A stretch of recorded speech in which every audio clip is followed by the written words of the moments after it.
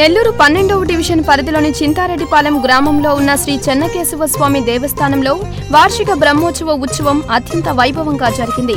ఈ ఉత్సవాల్లో భాగంగా గ్రామ దేవతకు శ్రీ లక్ష్మీ చెన్నకేశవ స్వామి వారికి ఉత్సవాలను నిర్వహించారు. ముందుగా మహిళలు పెద్ద సంఖ్యలో దేవస్థానం వద్దకు చేరుకుని అక్కడి నుండి ప్రదర్శనగా గ్రామ దేవత సామాలమ్మ సన్నిధికి చేరుకుని పొంగళ్ల నైవేద్యం సమర్పించారు. సామాలమ్మ పోతురాజులకు ప్రత్యేక పూజలు నిర్వహించి పట్టు వస్త్రాలను సమర్పించారు. మహిళలు పూజలతో పాటు పొంగళ్లను నైవేద్యంగా ఉంచారు.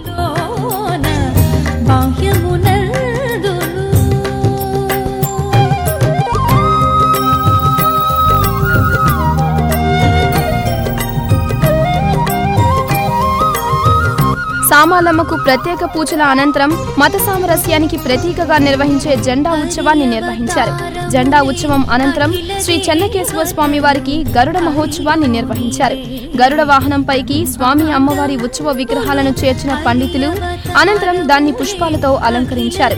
అలంకరణ అనంతరం ప్రత్యేక పూజలు నిర్వహించి గ్రామోత్సవాన్ని చేపట్టారు. గడిచిన 9 రోజుల నుండి స్వామివారి దీక్ష కంకణధారులైన యువకులు స్వామివారు ఆసీనులైన గరుడ వాహనాన్ని మోస్తూ ఆయన సేవలో తరించారు.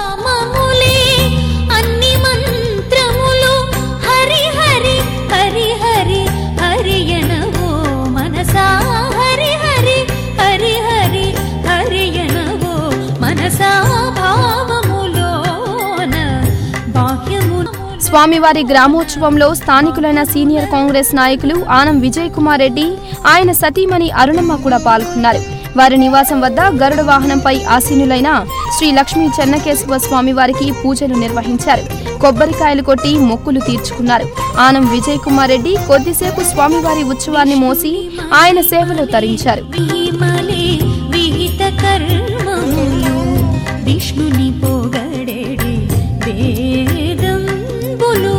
విష్ణుని మహిమలే విహిత కర్మములు విష్ణుని పొగడెడి వేదంబులు విష్ణుడు. అదలా ఉండగా స్వామివారి గరుడ ఉత్సవాన్ని పురస్కరించుకుని కళాకారులు ప్రదర్శించిన సాంస్కృతిక ప్రదర్శనలు ఆకట్టుకున్నాయి.